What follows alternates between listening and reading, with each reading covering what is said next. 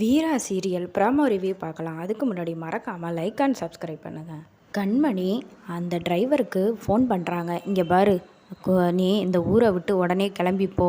குறிப்பாக வீராகிட்டேயும் மாறன்கிட்டேயும் நீ மாட்டிடவே கூடாது, தெரியுதா? அவங்க எப்படியாவது உன்னை கண்டுபிடிக்க நினைப்பாங்க. அதுக்குள்ளே நீ போயிடணும். இங்கே பாரு, நானாக காண்டாக்ட் பண்ணுற வரைக்கும் நீ எனக்கு ஃபோன் பண்ணக்கூடாது, புரிஞ்சுதா? அப்படின்னு ஃபோனை வச்சுட்டு கண்மணி சொல்லிடுறாங்க.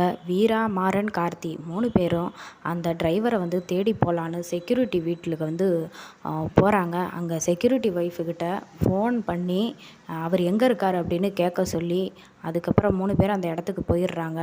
கார்த்தி செக்யூரிட்டி ஒய்ஃப்கிட்ட எப்படியாவது நீ பேசி அவர் எங்கே இருக்காருன்னு கேட்டு எங்களுக்கு சொல்லணும் அப்படின்னோடனே ஃபோன் பண்ணி அவங்க கேட்டோன்னே இடத்த சொன்னோன்னே 3 பேர் அங்கே கிளம்பி போயிடுறாங்க. அந்த இடத்துல வசமாக டிரைவரும் செக்யூரிட்டியும் சிக்கிக்கிறாங்க.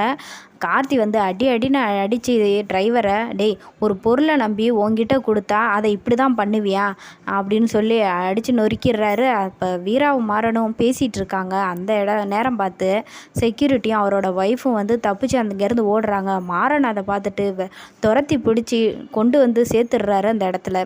டிரைவரும் ஓட ஆரம்பிக்கிறாரு. அப்போ கார்த்தியை தள்ளி விட்டு போகும்போது வீரா மடக்கி பிடிச்சி அடின்னு அடித்து, நாங்கள் பார்த்துக்கிறேன் இவரை, நீங்கள் அங்கே போய் செக்யூரிட்டியை பாருங்கள் அப்படின்னு கார்த்தி அனுப்பி வச்சிடுறாப்புல.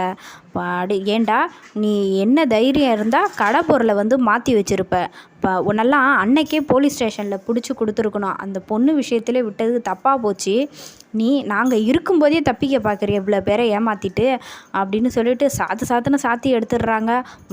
சரி, இப்போ என்ன பண்ணலாம் அப்படின்னு மணி கேட்கும்போது, நாங்கள் எல்லாருமே கடைக்கு போயிடுறோம், முன்னாடி நீங்கள் இவங்க 2 பேரையும் கூப்பிட்டுக்கிட்டு பின்னாடி வாங்க அப்படின்னு சொல்லிட்டு 3 பேரும் கடைக்கு போயிடுறாங்க. அந்த இடத்துல யதார்த்தமாக வர மாதிரி மணி டிரைவரை சட்டையை பிடிச்சி இழுத்துக்கிட்டு தரன்னு இழுத்துக்கிட்டு கடவுளில் வராரு. இதை பார்த்த கண்மணி ரொம்ப ஷாக் ஆகி நிற்கிறாங்க.